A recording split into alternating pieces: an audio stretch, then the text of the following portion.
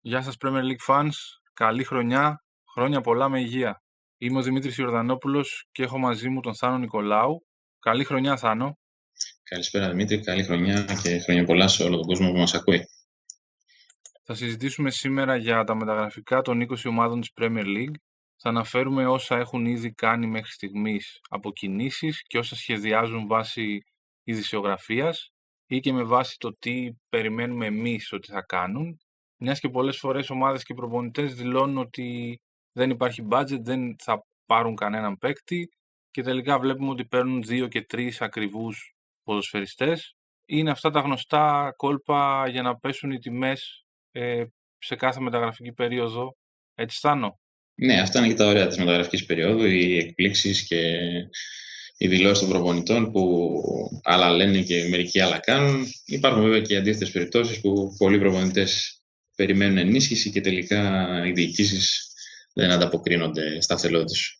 Ναι, με το κλασικό παράδειγμα του Μπενίτες που περίμενε μεταγραφές σε κάθε μεταγραφική περίοδο και ο Άσλεϊ τον διαβεβαίωνε ότι θα κάνει και τελικά περνούσαν οι μέρες και δεν είχε πάρει παίκτη. Έτσι.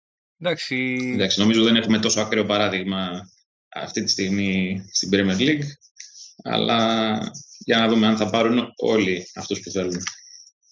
Ναι, το τελευταίο καιρό οι προπονητές έχουν στήριξη από τις διοικήσεις και στις μεγάλες ομάδες και στις μεσαίες ή τις μικρές, οπότε πιστεύω δεν πρέπει να έχουν παράπονο. Πάμε να πιάσουμε μια ομάδα, κάθε ομάδα ξεχωριστά με αλφαβητική σειρά. Φύγαμε, ναι. Ωραία. Ξεκινάμε με την Arsenal. Έχουμε Κολάσινατς και Σαλιμπά που έχουν ήδη αποχωρήσει ως δανεικοί. Πιθανότατα ακολουθεί ο Εζίλ. Μπορεί και άλλοι παίκτες, οι οποίοι δεν υπολογίζονταν ούτως ή άλλως από τον Αρτέτα. Τώρα ο Κούλου, ο ειδικός μας για το Fantasy, μαζί με τον Mr. Fantastic, είναι γνωστός και οι δύο γνωστοί οπαδοί της Arsenal. Αλλά ο Κούλου μας λέει ότι η ομάδα του χρειάζεται δεύτερο τερματοφύλακα γιατί, όπως είπε ακριβώς, ο Ρούναρ είναι άσχετος και απορεί πώς δώσαν 1.000.000 λίρες, το πετάξανε για τέτοιο παίκτη. Τέλος πάντων να δούμε αν θα δικαιωθεί και θα αποκτηθεί πράγματι goalkeeper. Κατά τα άλλα, βασική ανάγκη των κανονιέριδων και το παραδέχτηκε και σε δηλώσεις του Εντού, ο τεχνικός διευθυντής, είναι ένας δημιουργικός χαφ. Κάποιοι είχαν ακόμα την ελπίδα ότι ο Εζίλ θα βοηθούσε σε αυτό το τομέα, αλλά επειδή δεν έχουμε 2016, δεν έγινε κάτι τέτοιο και ο Γερμανός πλέον οδεύει προς Τουρκία πιθανότατα, αν και έχει προτάσεις και από Αμερική. Οπότε η Arsenal ψάχνει κάτι σαν τον Αουάρ που ήθελε και στην προηγούμενη μεταγραφική περίοδο. Θάνο, τι λες? Ναι, σίγουρα το βασικό πρόβλημα της Arsenal είναι στη δημιουργία από τον άξονα. Εκεί έχουν στρέψει όλη τους την προσοχή, ήδη από το καλοκαίρι δηλαδή. Απλά τότε επέλεξαν να πάρουν τον Partey που είχαν ανάγκη και για εξάρι και να αφήσουν το θέμα του δημιουργού για αργότερα. Για αυτή τη θέση έχουν ακουστεί τα ονόματα των Julian Brandt από την Dortmund, ο οποίος στα 24 του θεωρείται μια αρκετά καλή περίπτωση και με normal τιμή που εκτιμάται στα 25 εκατομμύρια ευρώ. Έχει ακουστεί ο Μπουεντία που κάνει καλή σεζόν στην Championship με την Norwich, αν και η Norwich μάλλον θα ζητήσει περισσότερα από αυτά τα χρήματα, καθώς δεν έχει και οικονομική ανάγκη μετά τις πωλήσεις των Godfrey και Lewis στις ομάδες Premier League το προηγούμενο καλοκαίρι. Έχουν ακουστεί ακόμα και τα ονόματα των Ίσκο, της Real Madrid και Έριξεν. Εντάξει, ο Έριξεν για τη μισή Premier League έχει παίξει το όνομά του. Αυτό είναι το βασικό πρόβλημα της Arsenal. Θέλει ένα δημιουργό, να δούμε αν θα έχει και τους πόρους για να τον φέρει στο Λονδίνο. Να πούμε επίσης ότι έχει αρκετά ανοιχτά ζητήματα για αποχωρήσεις, καθώς ο Αρτέτα θέλει να μειώσει τον αριθμό των παικτών στο ρόστερ του. Υπάρχει ο Σοκράτης Παπασταθόπουλος που αυτή τη στιγμή είναι με το ένα πόδι εκτός συλλόγου και πολύ κοντά από ό,τι φαίνεται στη Τζένοα. Υπάρχει το θέμα του Μουστάφη που και γι' αυτόν έχουν ακουστεί ιταλικές ομάδες και η Arsenal, αν βρει την κατάλληλη πρόταση, θα τον παραχωρήσει. Υπάρχει το θέμα του Ελνένη που παρότι έχει παίξει φέτος αρκετά, πάντα η Μπεσίκτας ας πούμε τον ζητάει πίσω, όπως τον είχε και πέσει ιδανικό. Και είναι και ο νεαρός ο Μπαλογκάν που δεν έχει ανανεώσει το συμβολαιό του και όλα δείχνουν ότι μάλλον θα φύγει, με 15 συλλόγους να ενδιαφέρονται για αυτόν. Από ό,τι φαίνεται θα πάει σε μια προσθήκη επίσης που δεν την πολύ περιμέναμε, καθώς τις τελευταίες ημέρες ήρθε πολύ κοντά η Arsenal με τον στόπερ, τον νεαρό, τον 19χρονο της Χέρτα, τον Ομάρ Ρέκικ, τον πρώην της City, αν δεν κάνω λάθος, ο οποίος φαίνεται ότι είναι ένα βήμα πριν τις υπογραφές. Πιθανότατα όμως θα ενισχύσει την K23 της Arsenal αρχικά. Να πάμε στην Aston Villa. Οι χωριάτες έκαναν επιτέλους μια σειρά από πολύ καλές μεταγραφές το καλοκαίρι. Το έχει παραδεχτεί και ο προπονητής τους ότι βγήκαν οι κινήσεις. Άλλαξαν τον άνθρωπο που κάνει κουμάντο στα μεταγραφικά και το αποτέλεσμα φαίνεται ήδη, καθώς είναι εξαιρετική η σεζόν για αυτούς μέχρι στιγμής. Περιμένουν να ψάξουν για έναν έξτρα επιθετικό ή για έναν αριστεροπόδαρο αμυντικό, αλλά ίσως και να μην πάρουν τίποτα γιατί έχουν κάνει σημαντικά μεταγραφικά έξοδα τα τελευταία χρόνια και τα πράγματα πλέον πάνε καλά για αυτούς με το υπάρχον ρόστερ. Σάνο, τι πιστεύεις για την Aston Villa? Εντάξει, η Aston Villa έχει πετύχει διάνα με τις μεταγραφές που έκανε το καλοκαίρι. Σχεδόν όλοι τις έπιασαν αμέσως και παίζουν και πολύ καλά. Εντάξει, οι χωριάτες θα ήθελαν ένα αριστερό back για πίσω από τον target, για κάλυψη, και έναν ακόμα center back, γιατί εκεί ίσως τους λείπουν κάποιοι παίχτες. Στα ακραία back θα ψάξουν και για τώρα και το καλοκαίρι ποδοσφαιριστές, γιατί από ό,τι φαίνεται οι Taylor και οι Μοχαμαντί μάλλον δεν θα συνεχίσουν του χρόνου στο σύλλογο, λείπουν τα συμβολαία τους έτσι κι αλλιώς τον Ιούνιο.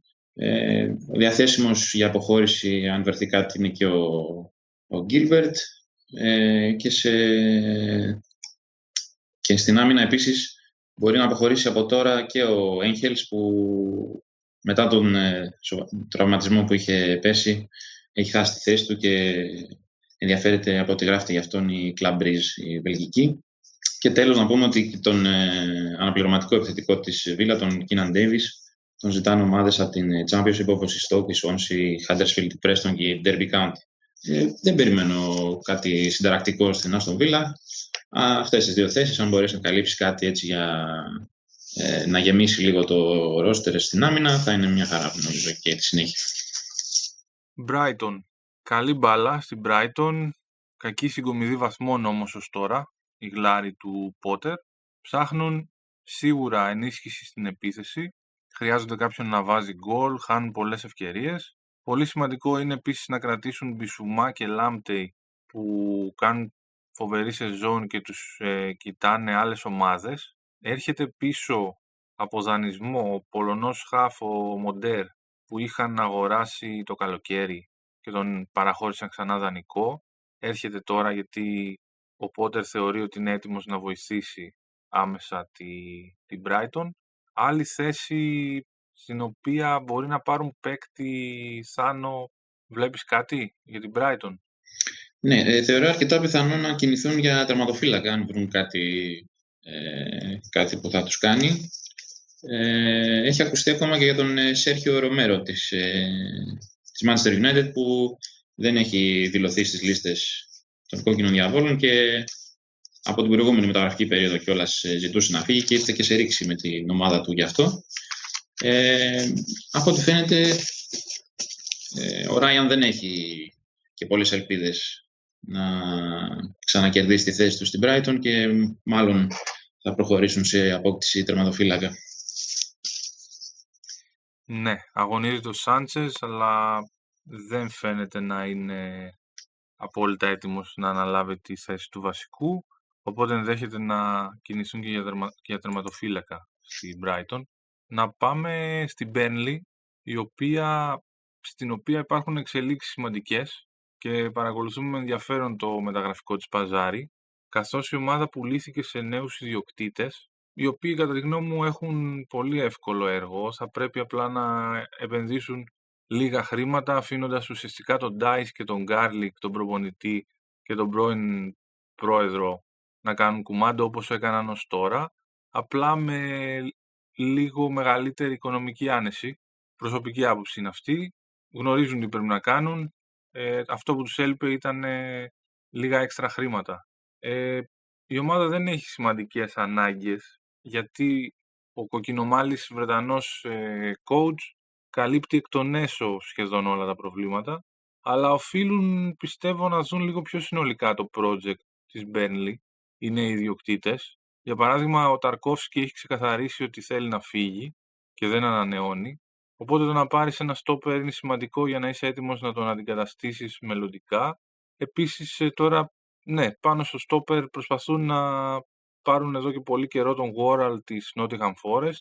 Ίσως τώρα ήρθε η στιγμή να τα καταφέρουν να τον αποκτήσουν, αλλά από ό,τι γράφεται στον τύπο στη Βρετανία, άμεση προτεραιότητα είναι ένας δεξιός χαφ, γιατί υπάρχει ανισορροπία στα άκρα της μεσαίας γραμμής της Burnley και στα δεξιά δεν υπάρχει κάποιος που να αποτελεί σταθερή λύση. Άρα περιμένω δεξί χαφ και στόπερ κυρίως και περιμένουμε να δούμε φυσικά τι επενδύσεις θα κάνουν οι νέοι ιδιοκτήτες με το που έφτασαν στο αγγλικό κλαμπ. Θάνο, εσύ τι βλέπεις για Burnley? Εντάξει, τώρα με τον αρχομό της νέας ιδιοκτησίας περιμένω σίγουρα μεταγραφές, μία με δύο τουλάχιστον, και όπως είπες με την κυριότερη να είναι στα πλάγια της επίθεσης. Θέλουν οπωσδήποτε ένα εξτρεμική δεξιά και πιστεύω ότι θα το πάρουν. Τώρα αν θα είναι από Premier League, αν θα είναι από Championship δεν ξέρω. Πάντως ο Dice είναι γνωστό ότι εμπιστεύεται κυρίως παίκτες από τη Βρετανία. Να προσθέσω απλά ότι έχουν και μερικές εκκρεμότητες με λίγοντα συμβόλαια στη Burnley. Με τα συμβόλαια των Brady, Long, Pieters, Goodmanson, Lawton, Bartsley και Dan να λήγουν το καλοκαίρι, για να δούμε πόσους από αυτούς θα ανανεώσουν μέχρι τότε.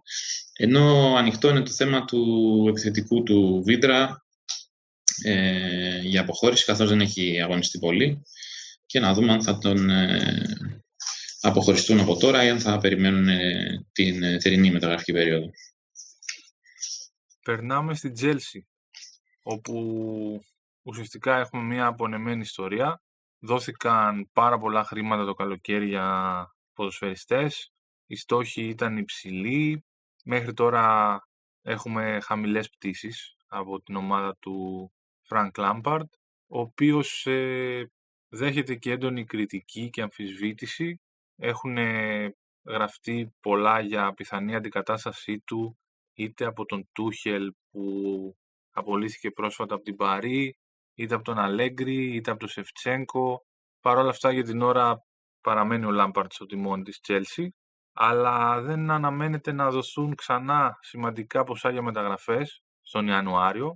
Αντιθέτως, πιθανότατα θα κοιτάξουν να μειώσουν το ρόστερ παραχωρώντας παίκτες.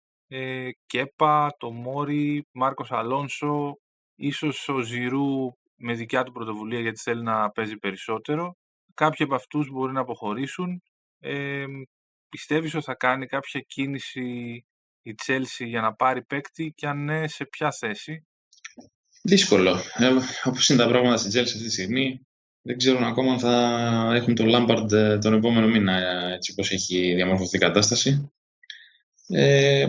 Αν ήταν να πάρουν ένα παίχτη, θα πήγαιναν να πάρουν αυτόν που είναι διακαής πόθος εδώ και 1,5 χρόνο περίπου, τον Declan Rice από τη West Ham. Αλλά για να αποκτηθεί ο Άγγλος χαφ θα έπρεπε πρώτα να έχουν πουλήσει 3-4 παίχτες ώστε να έχουν εξοικονομηθεί χρήματα, και όπως είναι η κατάσταση πλέον δύσκολο πολύ να πρικίσουν τον Lampard με ακόμη ένα ποδοσφαιριστή. Αυτό που έχει κυρίως προτεραιότητα είναι να αξιοποιηθούν οι ποδοσφαιριστές που ήδη έχουν αποκτηθεί και δεν φαίνεται να τραβάνε μέχρι τη στιγμή το κάρο στα δύσκολα. Κυρίως θα μείνουν εκεί στα θέματα των αποχωρήσεων, που όπως και στην περίπτωση της Arsenal, έτσι και η Chelsea έχει αρκετούς παίχτες που έχουν μείνει στο περιθώριο και δεν παίζουν. Πρέπει να δούμε τι θα γίνει με τον Γκέπα. Για τον Τομόρι, όπως είπες και εσύ, υπάρχουν φήμες για αρκετές ομάδες που τον καλοβλέπουν για δανεισμό. Στις τελευταίες που προσθέθηκε είναι και η Leeds, υπάρχει πάντα και η Newcastle που τον έχει στη λίστα της. Ενώ στο αριστερό back έχει και εκεί έναν αστερίσκο η Chelsea.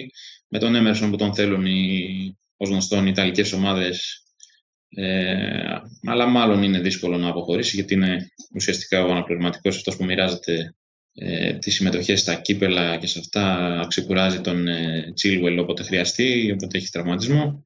Και υπάρχει ο Αλόνσο που τον έχουμε χάσει και έχουμε να τον δούμε, αν δεν κάνω λάθος, από εκείνο το 3-3 με τη West Brom. Είχε ακουστεί για αυτόν η Ατλέτικο Μαδρίτης, η Ίντερ. Τώρα έχουν κοπάσει κάπως οι φήμες για τον Ισπανό, αλλά θεωρώ πως δύσκολα θα μείνει και αυτός παραπέρα στο Λονδίνο. Ενώ είναι και ο Drinkwater, άλλος που είναι στο περιθώριο, πόσο καιρό, που γι' αυτόν ακούγεται έντονα το όνομα της Κασίμπασα στην Τουρκία για δανεισμό. Όσο για το Ζιρού, εντάξει, τώρα τελευταία έχει αρχίσει και παίζει πάλι, σκοράρει.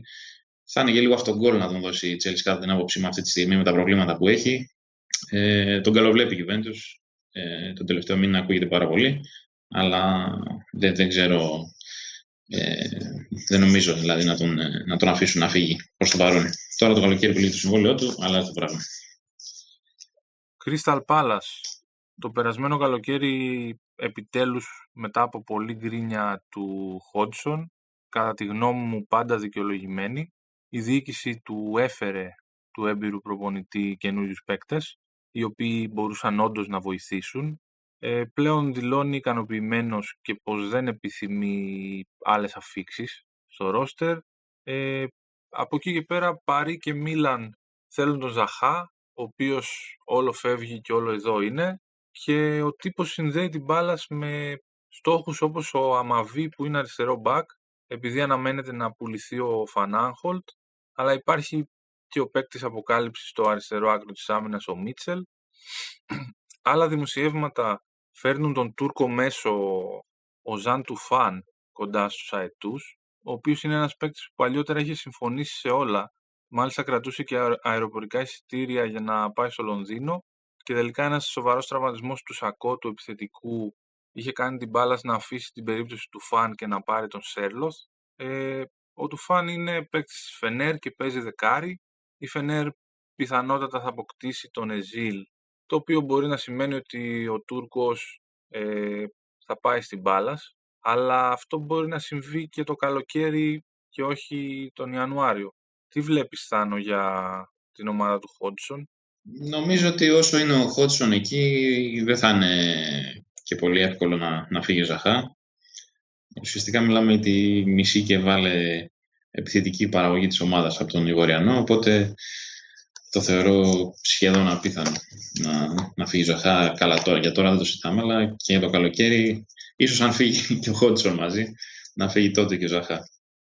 Στην Πάλας, αυτά που καίνε αυτή την ώρα είναι τα συμβόλαια που λήγουν περισσότερο, παρά οι μεταγραφές. Είναι οι Χένεσε, οι Χέντερσον, Ward, Klein, Dunn, Σακό, Κέιχιλ, Φανάνχολ, Μακάρθι, Μάιερ, Τάουνσεντ, Μπεντέκι, Μπατσουαγί και Βίκαμ. Έχουν ακόμα μόνο 6 μήνες συμβολαίου. Για τον Ολλανδό, τον Μπακ, είπες και εσύ ότι μπορεί να τον πουλήσουν τώρα.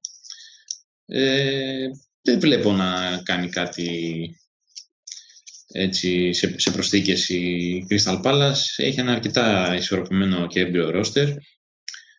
Ο Εζέ φαίνεται να δείχνει σιγά σιγά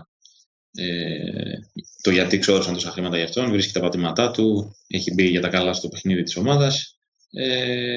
Είναι γεμάτη γενικά.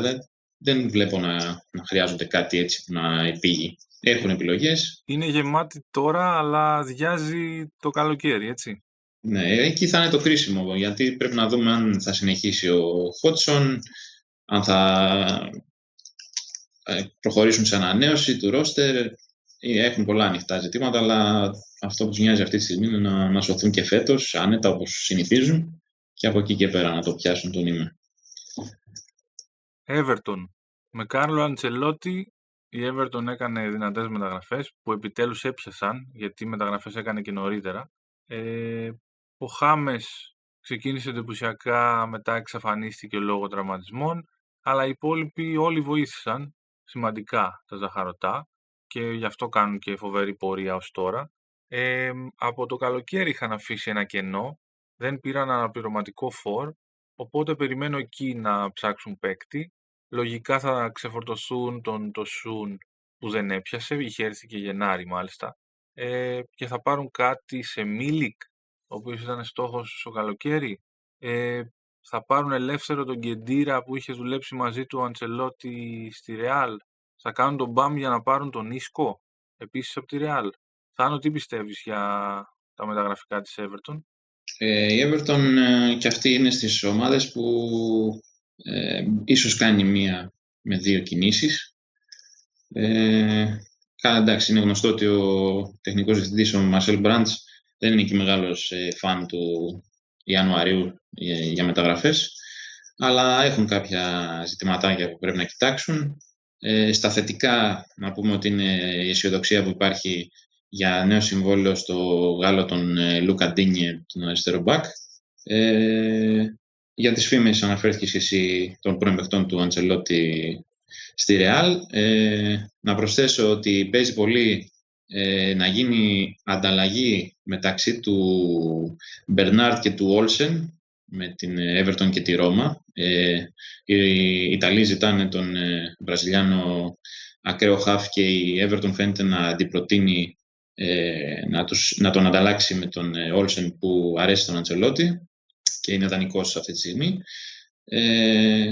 Η Παρί φαίνεται ότι ενοχλεί, ας πούμε, εντός εισαγωγικών τα ζαχαρωτά και θέλει αγορά του Κεν ήδη από τώρα, ενώ η Everton δεν φαίνεται να το συζητάει και το παραπέμπει για επιστροφή του το καλοκαίρι και βλέπουμε. Για τον Τοσούν που είπες και εσύ, να πω ότι από ό,τι φαίνεται ο ίδιος είναι περισσότερο που πιέζει να αλλάξει ομάδα, καθώς δεν θα είχε και πρόβλημα ο Αντσελότη να τον έχει έτσι ως επιλογή στον πάγκο και με το κενό που ανέφερες πίσω από τον Calvert-Lewin, αλλά ο Τούρκος βολιδοσκοπείται έντονα από την West Brom, έχει ξανασυνεργαστεί με τον Allardyce και ακούγονται γι' αυτόν ακόμα και η Χέρτα, η Σάλκε και η Μπεσίκτας από την πατρίδα του. Υπάρχει πάντα ανοιχτό το θέμα του Τζον Τζοκένι που πέρσι ήταν δανεικός στη Σάλκε και φέτος ακούγονται ξανά οι βασιλικοί μπλε για αυτόν και από ό,τι φαίνεται ο Αντσελότη δεν τον εμπιστεύεται και πολύ. Στα τελευταία παιχνίδια θυμόμαστε όλοι ότι προτιμούσε να βάζει 4 στόπερ στην ευθεία παρά να βάλει κάποιο ακραίο μπακ, ενώ είχε απουσίες στα άκρα της άμυνας, ενώ διαθέσιμοι για αποχώρηση είναι εκεί Μπολάση και Μπέσιτς. Αυτά πάνω κάτω για την Everton. Νομίζω ότι ίσως στη μεσαία γραμμή να δούμε κάτι, γιατί είναι και μέχρι τέλη του μηνός εκτός δράσης ο Άλαν, που είναι πολύ σημαντικό για την ομάδα. Φούλαμ. Πάρα πολλές σε αριθμό οι μεταγραφές στους λευκούς. Αυτή τη φορά κάποιες έπιασαν όμως και η ομάδα έχει δείξει βελτίωση. Έχει παρόλα αυτά μεγάλο ζήτημα στην επίθεσή της. Ο Μίτροβιτς φέτος έχει μόλις 2 γκολ, αν δεν κάνω λάθος, και ακούγεται κάθε φορά που κάνει κάποιο κορονοπάρτι παρά για κάτι που έκανε μέσα στο γήπεδο. Οπότε περιμένω να ψάξουν για φορ. Δεν έχω κάποια άλλη σκέψη για άλλη θέση πέρα από την επίθεση. Τι περιμένεις από τη Φούλαμ? Και εγώ δεν βλέπω κάτι στη Φούλαμ που να το τρέχουν άμεσα. Ίσως είναι ένα σεντερφόρ να το χρειάζονται. Εκτός του Μίτροβιτς χρησιμοποιούσε τον Καβαλέιρο σε αυτή τη θέση ο Πάρκερ στα μάτς που άρχισε να κάνει το ανέβασμά της στη βαθμολογία η Φούλαμ, σε έναν έτσι πιο ελεύθερο ρόλο μπροστά. Έχουν και το θέμα τώρα με τον κορονοϊό στην ομάδα, έχουν χάσει 2 παιχνίδια, υπάρχει λίγο ανησυχία στο σύλλογο, να δούμε πόσοι έχουν προσληφθεί από τον ιό. Εντάξει, δεν νομίζω να προχωρήσουν. Έχουν κάνει ήδη μεταγραφές πολλές από το καλοκαίρι. Δεν νομίζω να κάνουν κάτι συνταρακτικό ώστε να πειράξουν την ομάδα τους πάρα πολύ. Να πω μόνο ότι ακούγεται για τον παίκτη τους, τον Σερί, ότι ίσως επανέλθει ξανά στο σύλλογο από την Τουρκία. Leeds United. Έχουμε πολύ καλή πορεία για τη Leeds. Ο Μπιέλσα έβαλε σιγά σιγά παίκτες που ήρθαν το καλοκαίρι στο σύνολο που είχε φτιάξει από την Championship, αλλά στο κέντρο της άμυνας Ο Γιορέντε είναι άφαντος λόγω τραυματισμού, δεν έχει παίξει ούτε λεπτό. Ο Κοχ έπαιξε και τραυματίστηκε σοβαρά και λείπει και εκείνος, άρα πιθανότατα χρειάζονται στόπερ. Φυσικά μπορεί να πάρουν παίκτη σε οποιαδήποτε θέση, είναι αρκετά πρόβλεπτοι. Το καλοκαίρι ήθελαν τον Ντεπόλ για παράδειγμα. Ο Μπιέλσα αλλάζει θέση σε παίκτες, οπότε δεν μπορείς να κάνεις εύκολα εκτίμηση του τι χρειάζονται ή του τι θα πάρουν. Έχεις σκέψεις για το πού θα ενισχυθούν τα παγόνια? Ναι, νομίζω ότι χρειάζονται σίγουρα έναν κεντρικό μέσο ακόμα, γιατί έχει τραβήξει μεγάλο κουπί ο Calvin Phillips σε αυτή τη θέση και υπάρχουν και λίγοι σε αριθμό παίκτες εκεί. Σίγουρα ένα στόπερ λείπει αυτή τη στιγμή με τα προβλήματα που υπάρχουν, αλλά και γενικά για την μουρμούρα και την κρίνια που υπάρχει για την άμυνα της Leeds. Όπως είπα και προηγουμένως που αναφέρθηκα στην Chelsea, το όνομα του Τομόρι είναι αυτό που παίζει περισσότερο αυτή τη στιγμή για υποψήφιο στόπερ. Για τον Ντεπόλ που είπες και εσύ στα χαφ, να πούμε ότι δύσκολα θα προχωρήσει κάτι τώρα στο Γενάρη. Η Ουντινέζε ζητούσε από το καλοκαίρι 35 εκατομμύρια, οπότε και τώρα δεν θα είναι εύκολα τα πράγματα με τη γνωστή διοίκηση της οικογένειας Πότσο στον Ιταλικό Σύλλογο. Έχει ακουστεί το όνομα του Draxler σε μία από τις φήμες που μου κάνανε έκπληξη για δημιουργικό παίχτη στα χαφ. Ο Γερμανός μένει ελεύθερος το καλοκαίρι που έρχεται και δεν ξέρω μήπως εκεί δούμε κάτι έτσι ευχάριστο για τα παγόνια. Και υπάρχουν πάντα και τα ονόματα που κατά καιρούς έχουν ακουστεί, τον Eddie Nketiah της Arsenal για την επίθεση, τον Daniel James της Manchester United και του Joe Bryant του αριστερού μπακ της Fulham, που είναι μια θέση που η Leeds τη βγάζει εκ των έσω που λέμε. Πιο πολύ παίζει ο Αλιόσκι και η τελευταία που κανονικά είναι extreme. Γενικά ο Μπιέλσα αρέσκεται στο να χρησιμοποιεί τους παίκτες σε διάφορες θέσεις. Δεν θέλει τον παίκτη να παίζει μία και μόνο θέση. Το είδαμε και στην περίπτωση του Ροντρίγκο αυτό, που τον βάζει και πιο πίσω σε επιθετικό μέσο. Δεν νομίζω να κάνουν κάποια έτσι δαπανηρή κίνηση στη Λίτσα. Έδωσαν τα σχεδόν 100 εκατομμύρια το καλοκαίρι, οπότε νομίζω ότι μια-δυο έτσι πινελιές με δανεισμούς ίσως τις κάνουν. Συμφωνώ. Να διορθώσω και την προηγούμενη μου τοποθέτηση. Ο Γιορέντε έχει παίξει ένα μάτς ανάμεσα στους τραυματισμούς του και στο ότι δεν είναι fit για να παίξει, αλλά δεν έχει βοηθήσει καθόλου. Ουσιαστικά η παρουσία του είναι ελάχιστη. Έχει παίξει 81 λεπτά σε ένα μάτς κόντρα στην Chelsea. Λέστερ. Ο Ρότζερς είπε ότι δεν θα κινηθούν καθόλου για μεταγραφές. Έχουν αρκετά προβλήματα τραυματισμών, αλλά κατά τα άλλα είναι πλήρης. Δηλαδή, αν επιστρέψουν οι παίκτες που είναι τραυματίες, δεν θα χρειάζονται κάτι, δεν θα έχουν κάποια βασική ανάγκη.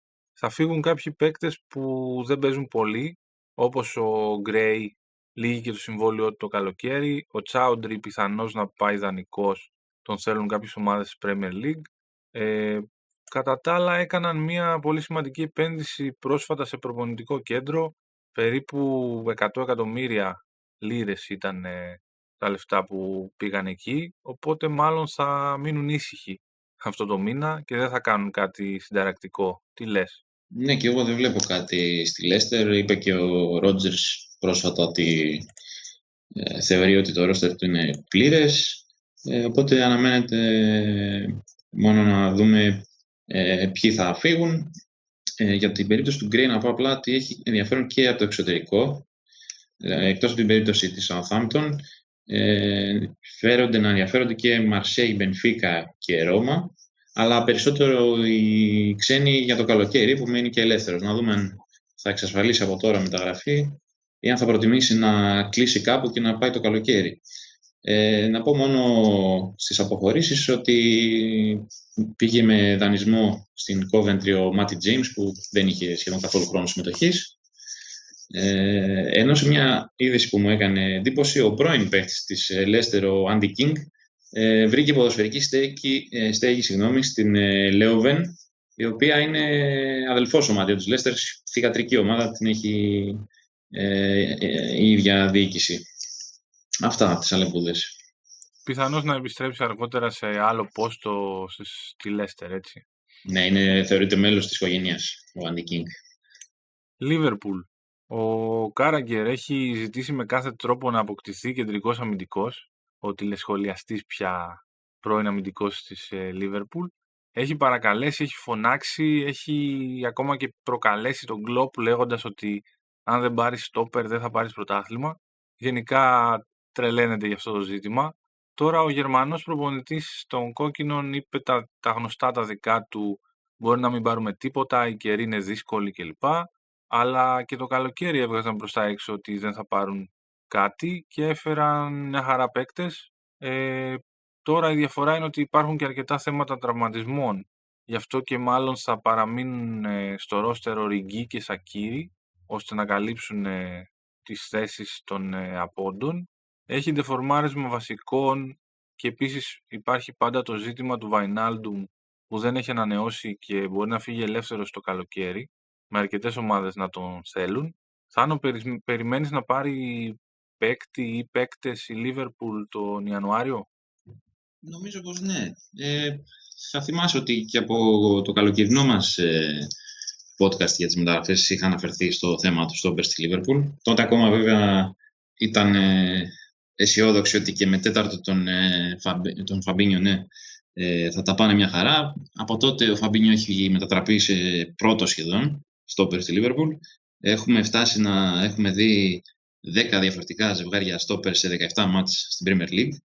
Τελευταία παίζει παρτενέρ του ο Χέντερσον, δηλαδή μιλάμε για ένα πλήρες ανακάτεμα της τράπουλας για να βγουν οι ανάγκες λόγω των τραυματισμών. Οπότε περιμένω να πάρει στόπερ και συμφωνώ και εγώ με τον Κάραγκερ ότι το να μην πάρθει στόπερ για την προσπάθεια της Liverpool να υπερασπιστεί τον τίτλο της θα είναι μεγάλο φάουλ και αυτό γκολ και όπως θέλει να το πει ο καθένας. Οπότε βλέπω να παίρνουν ένα στόπερ. Τώρα ποιος θα είναι αυτός? Η Liverpool πάντα είναι προσεκτική και εκεί που δεν το περιμένεις θα σου κάνει την κίνηση που θα σε εκπλήξει. Είχε ακουστεί ένα όνομα του Ολλανδού του Μπότμαν από την Lille, αλλά διαψεύδεται από τη Liverpool. Έχει παίξει το όνομα του Οζάν Καμπάκ, του Τούρκου από την Σάλκε, αλλά και αυτό κάηκε γρήγορα. Και εδώ που τα λέμε τώρα, εντάξει, ποιος να πάρει παίκτη από τη Σάλκε έτσι όπως τα πάνε στη Γερμανία τελευταία είναι. Ενώ τις τελευταίες μέρες εκεί που φαινόταν ότι ο Νταβίντ Αλάμπα της Bayern που μένει ελεύθερος το καλοκαίρι έχει συμφωνήσει με τη Real Madrid, υπάρχει μία φήμη ότι το έχει κάνει προσφορά και η Liverpool, μήπως και καταφέρει να τον ψήσει.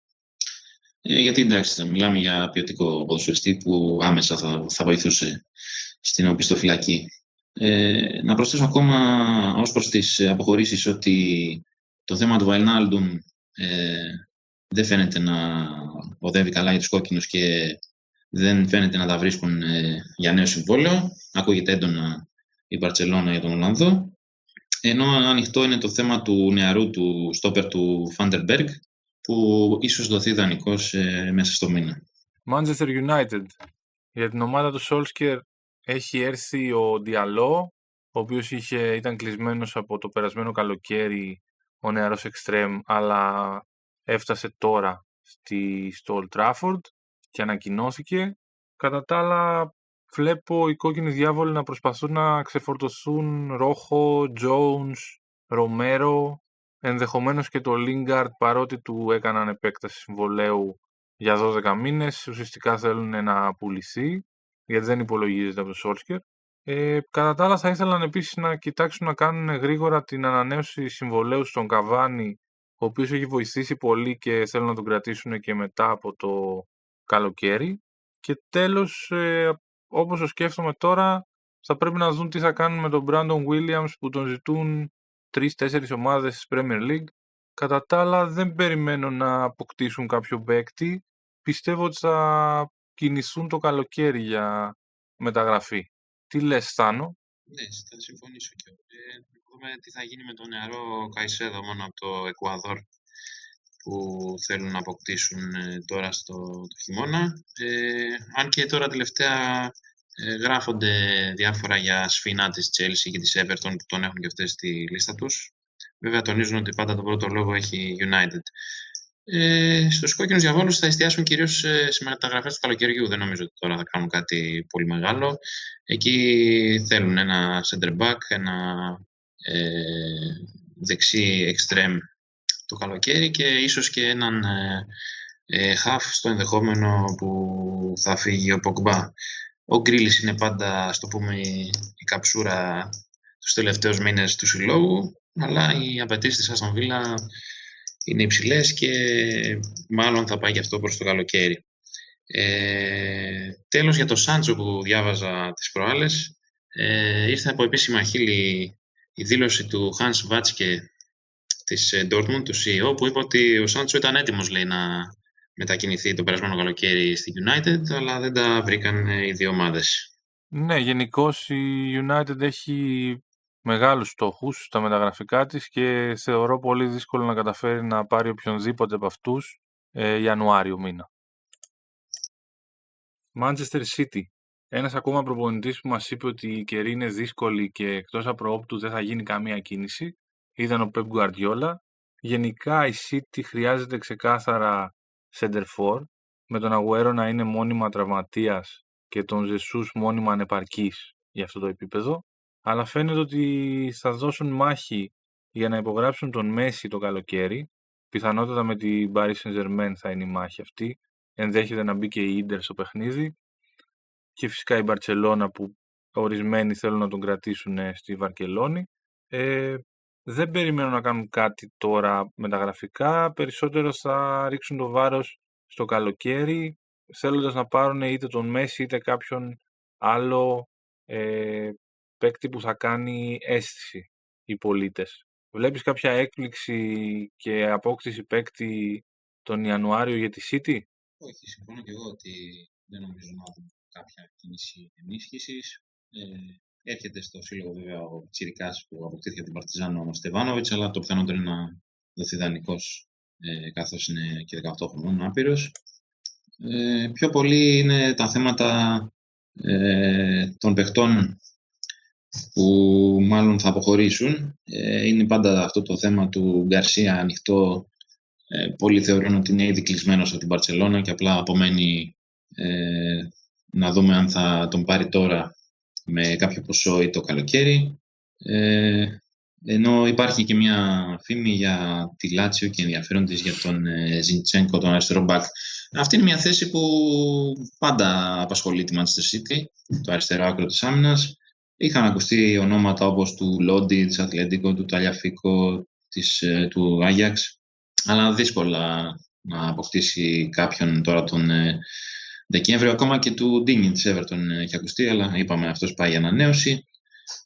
Ο Γκαρδιόλα, εντάξει, δεν ανησυχεί για αυτά τα μεταγραφικά αυτή τη στιγμή. Πιο πολύ ασχολήθηκε με τα αγωνιστικά που είχε προβλήματα και βλέπουμε ότι σιγά σιγά τα ξεπερνάει και βρίσκει βηματισμό η ομάδα του.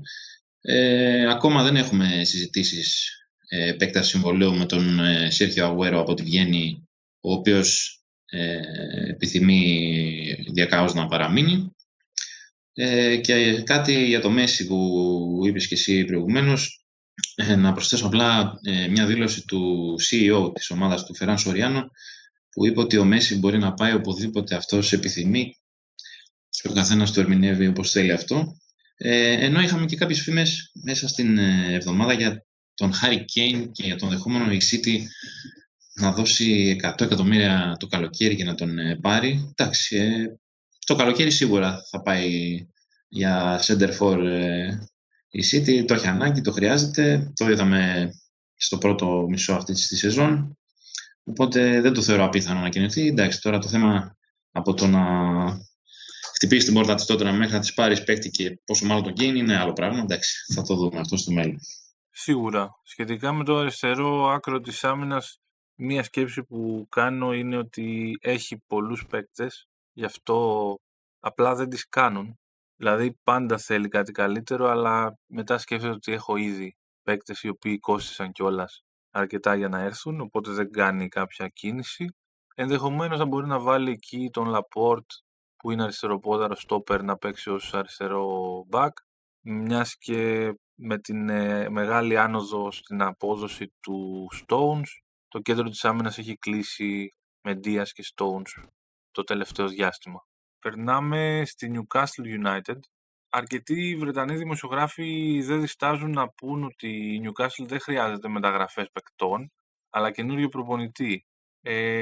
Ο Bruce είχε κερδίσει συγχαρητήρια πέρσι για την εύκολη παραμονή της ομάδας στην κατηγορία, παρότι είχε έντονη αμφισβήτηση αρχικά, αλλά φέτος δεν τα πάει το ίδιο καλά και η αλήθεια είναι ότι στις τελευταίες μεταγραφικές περιόδους συνολικά έχουν γίνει σημαντικές επενδύσεις, χωρίς οι παίκτες που έρχονται να δικαιώνουν τις προσδοκίες. Από εκεί και πέρα σίγουρα οι Καρακάξες θέλουν δεξί μπακ, γιατί δεν υπάρχει κάποια σταθερή λύση για εκεί. Περιμένουν να πάρουν έναν παίκτη στα δεξιά της άμυνας.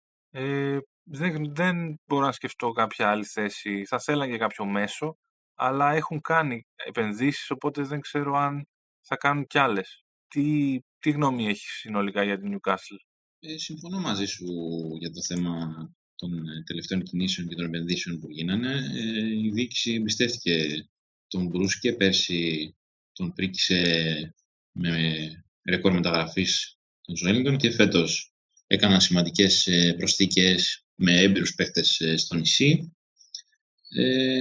Εντάξει, ο Bruce μας είχε τάξει μετασχηματισμό της ομάδας το καλοκαίρι, αλλαγή στυλ σε πιο ενεργητικό, έτσι, να μου επιτραπεί έκφραση, ποδόσφαιρο. Μέχρι στιγμής δεν φαίνεται αυτό να συμβαίνει.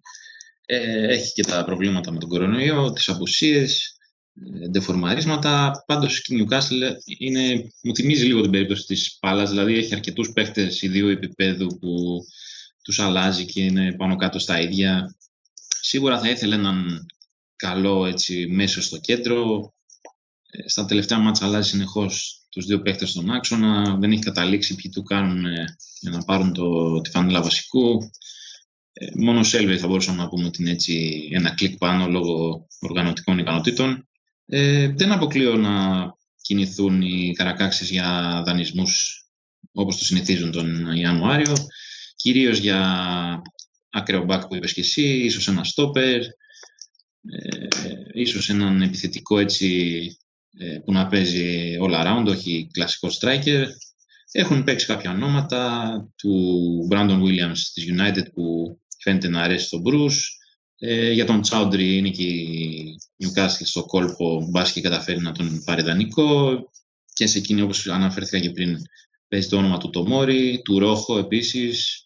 Ενώ υπήρχαν προκαιρού και φήμες για Origi και Dan James της Liverpool και της United αντίστοιχα, που μάλλον θα μείνουν ως τέτοιες. Sheffield United. Εδώ υπάρχει πρόβλημα. Η ομάδα που εντυπωσίασε άπαντες πέρσι, φέτος πάει να υποβιβαστεί με αρνητικό ρεκόρ βαθμών στην ιστορία της Premier League. Και όλα αυτά χωρίς να έχουν αλλάξει πολλά στο roster της. Αλλά μήπως αυτό είναι και το πρόβλημα? Ο Wilder πρέπει να βρει δύο καλούς δανεικούς και ίσως ένα μαγικό ραβδί, γιατί αυτή τη στιγμή η Sheffield μοιάζει καταδικασμένη στο να επιστρέψει στην Championship. Έχει και πάρα πολλούς τραυματισμούς. Ο Landstram μένει ελεύθερος το καλοκαίρι και θέλει να φύγει. Έχει αρνηθεί κάθε πρόταση ανανέωσης. Θα έλεγε κανείς ότι χρειάζεται παίκτες παντού, στο κέντρο της άμυνας, στο κέντρο, στη μεσαία γραμμή, έναν επιθετικό, έναν τερματοφύλακα, γιατί ο Henderson πέρσι ήταν εγγύηση και ο Ramsdale φέτος δεν είναι καθόλου καλός. Φυσικά δεν μπορεί να τα πάρει όλα αυτά. Λογικά θα κινηθεί για δύο δανεικούς και βλέπουμε. Θάνο, βλέπεις καθόλου φως εδώ? Δεν νομίζω, και νομίζω ότι και οι ίδιοι δεν βλέπουν πλέον. Σιγά σιγά αρχίζουν να το παίρνουν απόφαση. Όχι ότι δεν μπαίνουν να παίξουν τα παιχνίδια τους και να δώσουν ό,τι μπορούν. Απλά βλέπουν ότι τους έχει πάρει από κάτω και δεν τους βγαίνει τίποτα. Το καλοκαίρι ίσως έκανα λάθος που εκταμείευσαν ένα τέτοιο ποσό για να το ποντάρουν στον Brewster, που είχε δείξει καλά δείγματα σε κάποιες λίγες εμφανίσεις στη Liverpool και με τη Swansea, κυρίως στην Championship, αλλά ήταν υπερβολικό ίσως το να ποντάρουν πάνω του όλες τις ελπίδες για βελτίωση της επιθετικής τους γραμμής. Εδώ καλά βλέπουμε ότι δεν μπορεί να φάει τη θέση επιθετικών που έπαιζαν πέρσι και φέτος δεν μπορούν να κάνουν σε φταίει με τίποτα. Αυτό είναι το κυριότερο πρόβλημα της Sheffield, ότι δεν μπορεί να βάλει την μπάλα στα δίχτυα. Νομίζω ότι σιγά σιγά πρέπει να προετοιμάζονται για τη ζωή στην Championship και από ό,τι φαίνεται ο Wilder θα είναι αυτός που θα τους καθοδηγήσει και εκεί. Δεν βλέπω έτσι όρεξη να αλλάξει ο προπονητής από την πλευρά της ιδιοκτησίας. Και εδώ που τα λέμε, εντάξει, ο ίδιος ο Wilder είναι που τους ανέβασε, τους πήρε από το χεράκι, τους πήγε στα μεγάλα σαλόνια και έκαναν και τέτοια πορεία πέρσι καταπληκτική. Οπότε νομίζω πως, όπως είπα, σιγά σιγά οφείλουν να προετοιμαστούν για την επόμενη σεζόν, παίζοντας βέβαια τα παιχνίδια που απομένουν και τουλάχιστον να αφήσουν μια καλή εντύπωση στο τέλος και να αποφύγουν αυτό που προδιαγράφεται, να μείνουν ως η χειρότερη ομάδα συγκομιδή βαθμών στην ιστορία της Premier League. Ναι, πράγματι, γιατί αντικειμενικά, κατά τη γνώμη μου, δεν είναι η χειρότερη ομάδα στην ιστορία της Premier League, αλλά οι βαθμοί τους αυτό δείχνουν. Από εκεί και πέρα ο Wilder είναι εξαιρετικά πετυχημένος και ο πρόεδρος έχει δηλώσει ότι αν πέσω θα έχω ένα πολύ καλό προπονητή για να με ανεβάσει, οπότε δεν φαίνεται να ψάχνει αλλαγή προπονητή, εκτός εάν ο ίδιος θέλει μια νέα πρόκληση στην καριέρα του. Είναι και πολλά χρόνια στο Sheffield. Θα δούμε πώς θα πάει η Sheffield United. Southampton. Ο Hasenhüttl έχει φτιάξει μια πολύ οργανωμένη ομάδα με πλάνο και ξεκάθαρους ρόλους για κάθε ποδοσφαιριστή. Διαχειρίζεται τέλεια το roster του. Θα ήθελε ενδεχομένως να πάρει ένα πλάγιο back για να έχει έξτρα λύσεις. Από εκεί πέρα θέλει να ανανεώσει το συμβόλαιο του Inks που είναι πολύ βασικός για εκείνη. Δεν βλέπω κάποια θέση που να έχει άμεση ανάγκη. Η Southampton έχει πολύ καλή πορεία. Πιστεύεις ότι χρειάζεται και ότι θα πάρει παίκτη σε κάποια θέση τώρα τον Ιανουάριο εκτός από πλάγιο back? Δεν αποκλείω να πάρει και ένα πλάγιο επιθετικό, ένα εξτρέμο ακόμα, γιατί έχει 3 παίκτες να καλύπτουν 2 θέσεις, δηλαδή Redmond και Τζενεπό αριστερά για μια θέση και δεξιά είναι μόνος του ο Walcott ουσιαστικά. Εντάξει, έχει και τους νεαρούς Τέλα και λοιπούς που βάζει εκεί, αλλά υπάρχει περίπτωση του Demare Gray που ακούγεται και για την Southampton. Και για το ακραίο back, ναι, το θεωρώ αρκετά πιθανό. Αν καταφέρουν να πείσουν την United να τους δώσει τον Brandon Williams και να τους προτιμήσει έναντι της Newcastle, εκεί έχουμε ένα μίνι ανταγωνισμό για το ποιος θα πάρει δανεικό τον πιτσιρικά. Ενώ όσον αφορά τις αποχωρήσεις, να πω ότι πιθανότατα θα φύγει δανεικός ο Μάικλ Ομπαφέμι, τον οποίο ο Hasenhüttl τον έβγαλε στο προσκήνιο, αλλά φαίνεται να του χρεώνουν στο σύλλογο έλλειψη εργατικότητας, ας το πω κομψά. Και υπάρχει η Swansea που φαίνεται να ενδιαφέρεται να τον πάρει στην Championship. Υπάρχει η περίπτωση του Γιάν Βαλερί του Γάλλου, του ακρεομπάκ, που είχε κάποια προβλήματα τραυματισμού πέρσι και έχασε πάρα πολλά παιχνίδια, έμεινε και λίγο πίσω, ενώ και αυτόν ο Αυστριακός τον είχε βγάλει, που λέμε, στον αφρό. Παίζει το όνομα της Σάλκε για εκείνον, αν και προχθές με τη Liverpool που μπήκε ήταν θετικό στο 15 λεπτό πόσο έπαιξε. Ίσως του δώσουν μια ευκαιρία ακόμα, δεν ξέρω, να το δούμε. Αλλά γενικά σε γενικές γραμμές τη βλέπω καλά τη Southampton. Αυτό που κυρίως τους απασχολεί είναι το νέο συμβόλαιο που θέλουν να κάνουν στον Ings, γιατί το τρέχουν λίγοι το 2022. Tottenham. Πολλές και ακριβές οι κινήσεις των Σπυρουνιών το καλοκαίρι. Κάλυψε όλα τα κενά της ομάδας. Ίσως μάλιστα να το παράκανε κιόλας, γιατί πλέον ψάχνει να ξεφορτώσει παίκτες, επειδή το ρόστερ είναι υπεράριθμο και έχει πολλούς ποδοσφαιριστές να περισσεύουν.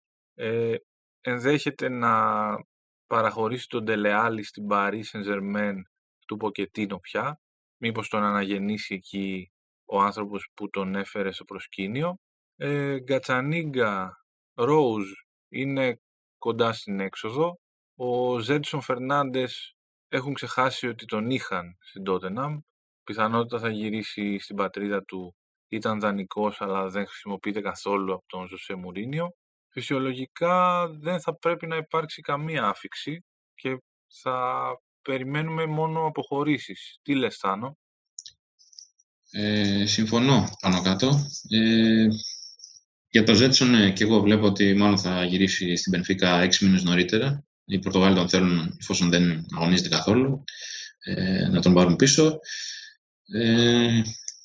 Πιο πολύ στην Tottenham αυτή τη στιγμή έχουν προωθήσει τις συζητήσεις για νέα συμβόλαια σε Σον και Κέιν.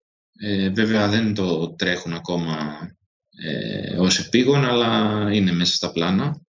Μετά και την καταπληκτική σεζόν που διάγουν και οι δύο. Για την περίπτωση του Άλλη είναι λίγο αντικρουόμενες οι αναφορές στον τύπο, δηλαδή κάποιοι αναφέρουν ότι τον θέλει ο Ποκετίνο και η Tottenham μάλλον θα το δώσει, άλλοι λένε ότι τα σπυρούνια προτιμούν να μείνει και να παλέψει για τη θέση του.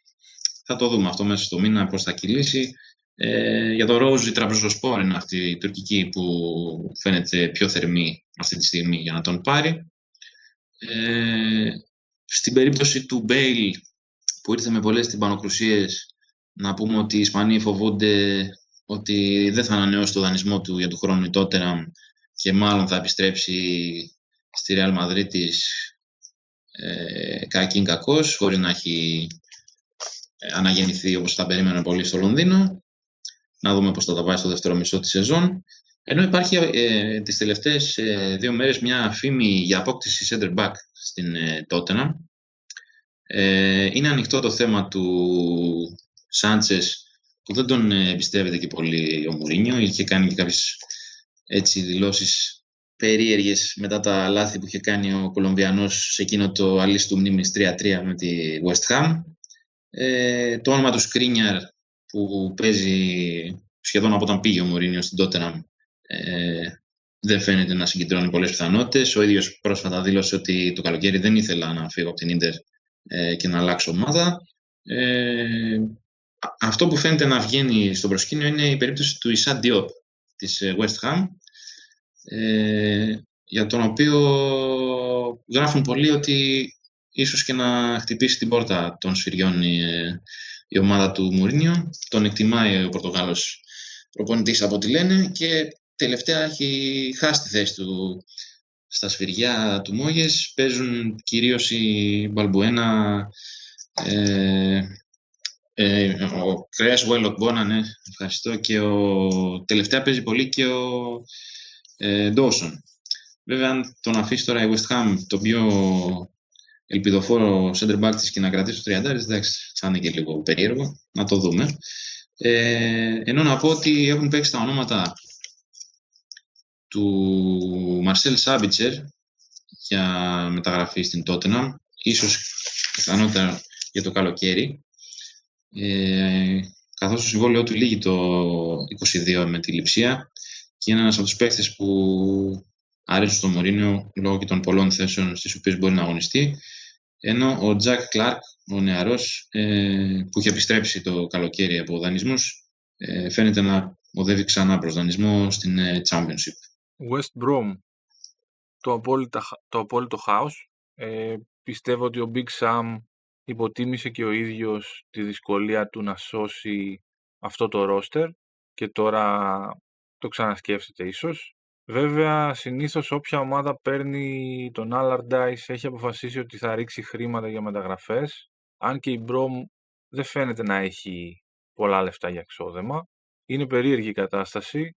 Χρειάζεται 4 ή και 5 καινούριους παίκτες να μπουν στην 11 να παίξουν, να τη βοηθήσουν για να σώσει την κατηγορία. Ο κακομοίρης ο Μπίλιτς φαίνεται πως απολύθηκε χωρίς λόγο, γιατί έπαιρνε ό,τι μπορούσε από αυτό το ρόστερ που υπάρχει. Πώς πιστεύεις ότι θα το παλέψει μεταγραφικά ο Big Sam? Δύσκολα. Από το καλοκαίρι οι Μπάγκης δεν φαίνονταν να έχουν την οικονομική άνεση για να ενισχυθούν σημαντικά.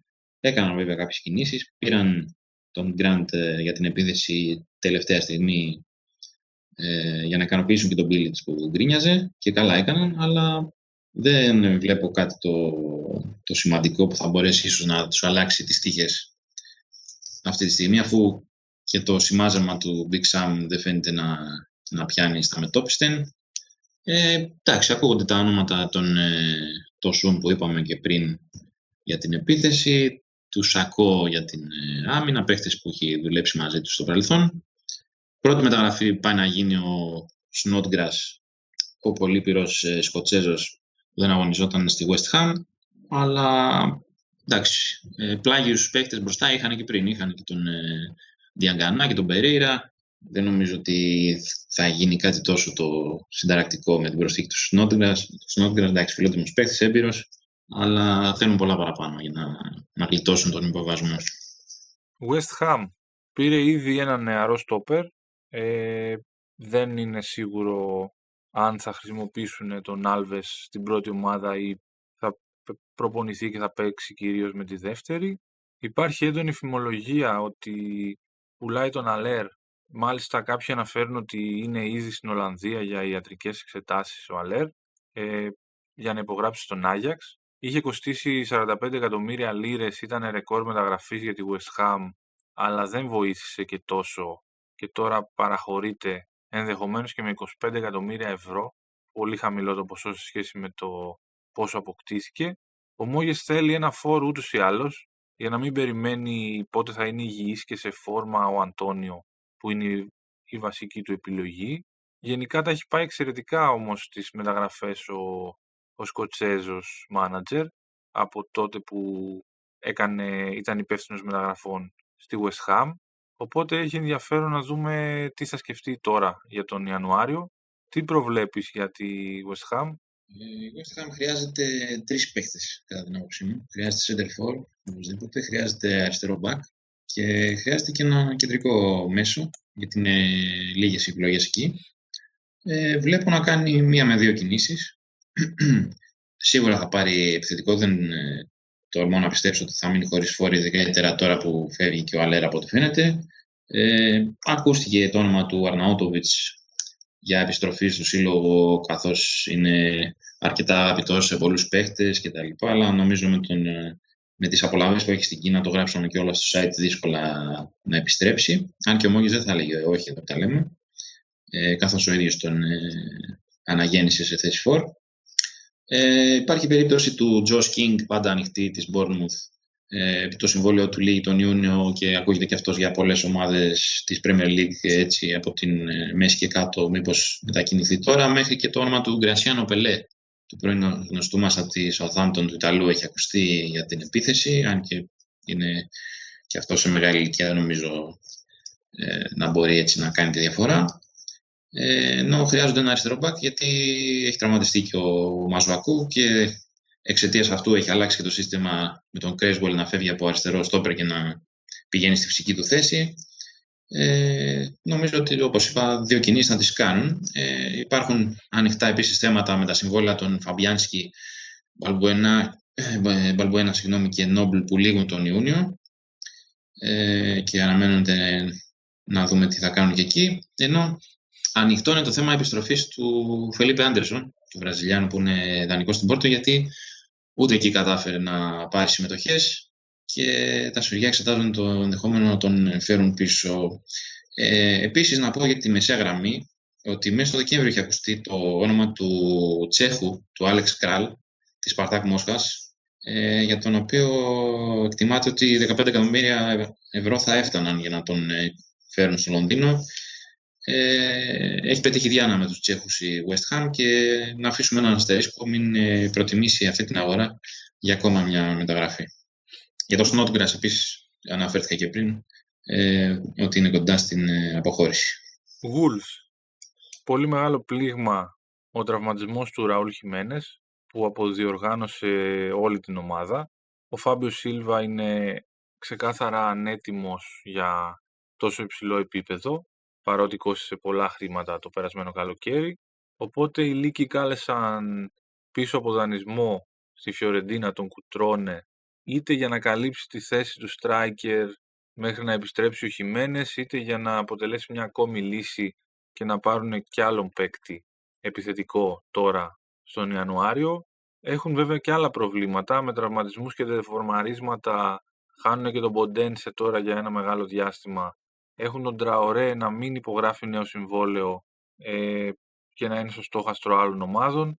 Γενικά η Wolves όμως είναι μια ομάδα πολύ απρόβλεπτη στα μεταγραφικά και μαθαίνεις ότι πήρε κάποιο παίκτη όταν έχει ανακοινωθεί επίσημα. Δεν γίνονται δηλαδή πολλές ουσιαστικές διαρροές για τα μεταγραφικά της. Θες να δοκιμάσεις να ρισκάρεις κάποια πρόβλεψη τι θα πάρει τον Ιανουάριο? Θα πάρει σεντερφόρ. Δεν μπορώ να διανοηθώ ότι δεν θα πάρει σεντερφόρ. Έχει πάει όλη η σεζόν πίσω από όταν έχασε το Χιμένες. Ο μικρός ο Φάμπιο Σίλβα, παρά το σπρώξιμο και την ενθάρρυνση από την ομάδα, ακόμα δεν έχει βρει τα πατήματά του. Φαίνεται λίγο σαν ψάρι έξω από το νερό. Μια μεγάλη επένδυση που έγινε στο πρόσωπό του, αλλά μέχρι στιγμής δεν έχει αποδώσει. Χρειάζεται σεντερφόρ, απαραίτητα. Ο Κουτρόνε αρκεί, θα δείξει. Από ό,τι φαίνεται θα τον αξιολογήσουν αυτό το μήνα και στο τέλος θα αποφασίσουν για την περίπτωσή του. Έχουν ακουστεί κάποια ονόματα, όπως εδώ πάλι και το όνομα του King της Bournemouth, ο Ριγκί που είπαμε και πριν για άλλες ομάδες, αν και μάλλον δεν φεύγει από τη Liverpool όπως είπαμε. Πέρσι θυμίζω ότι η Wolves είχε ενδιαφερθεί για τον Nelson Oliveira της ΑΕΚ, να δούμε μήπως υπάρχει κάτι εκεί. Έχει προταθεί ο Hulk που μένει ελεύθερος από την Κίνα, αλλά μάλλον με τους νέους κανονισμούς του Brexit αυτή τη μεταγραφή τη ξεχνάμε γιατί τρώει μπλοκ. Ενώ το όνομα του Diego Costa που έπαιξε επίσης για φορ φαίνεται να απομακρύνεται από τα μέσα ενημέρωσης, γιατί από ό,τι φαίνεται δεν μπορεί η Wolves να σηκώσει ένα τέτοιο συμβόλαιο. Να προσθέσω μόνο ότι και εδώ ακούστηκε η περίπτωση του Έριξεν. Έχω χάσει το μέτρημα πλέον με τις ομάδες. Αλλά και αυτός θεωρείται από τους ακριβούς και δεν νομίζω να πήγαινε και ο ίδιος, εδώ που τα λέμε, στους λύκους, όταν παίζουν ονόματα ομάδων από πιο ψηλές θέσεις. Αυτά. Νομίζω ότι τον έναν center for θα τον πάρουν. Τώρα ποιος θα είναι, η Wolves και το καλοκαίρι και πέρσι μας είχε εκπλήξει με τις επιλογές της.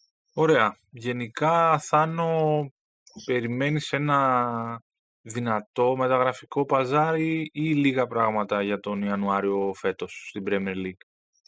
Όχι, λίγα πράγματα περιμένω, όπως και κάθε Ιανουάριο. Εγώ δεν είμαι και πολύ αισιόδοξος στις χειμερινές μεταγραφικές. Πάντα είμαι συγκρατημένος και έτσι αποδεικνύεται ότι είναι και ομάδες. Έχουν περάσει εποχές που έσπαγε τον κουμπαρά η Liverpool και έπαιρνε τον Van Dijk το Γενάρη. Νομίζω όμως ότι λίγο πολύ όλοι θα κάνουν κάποιες κινησούλες να διορθώσουν κακώς κείμενα. Δεν αποκλείω να γίνει και μια έτσι ηχηρή μεταγραφή στη Λίγκα, να δούμε ποιος θα την κάνει. Αυτό είναι το ωραίο, το ότι είναι απρόβλεπτο και δεν ξέρεις από πού θα σου έρθει στο αγγλικό πρωτάθλημα. Αυτά για σήμερα. Συζητήσαμε τα μεταγραφικά και των 20 ομάδων και πλέον περιμένουμε τις εξελίξεις, για τις οποίες φυσικά θα ενημερώνεστε καθημερινά στο premierleaguefans.gr. Θάνο, ευχαριστώ για την παρέα και τη βοήθεια στην παρουσίαση. Και εγώ ευχαριστώ. Καλές μεταγραφές να έχουμε. Καλή χρονιά με υγεία σε όλους τους Premier League fans και μη. Γρήγορη επιστροφή στην κανονικότητα εύχομαι. Καλή μπαλίτσα και τα ξαναλέμε. Γεια χαρά, καλή συνέχεια.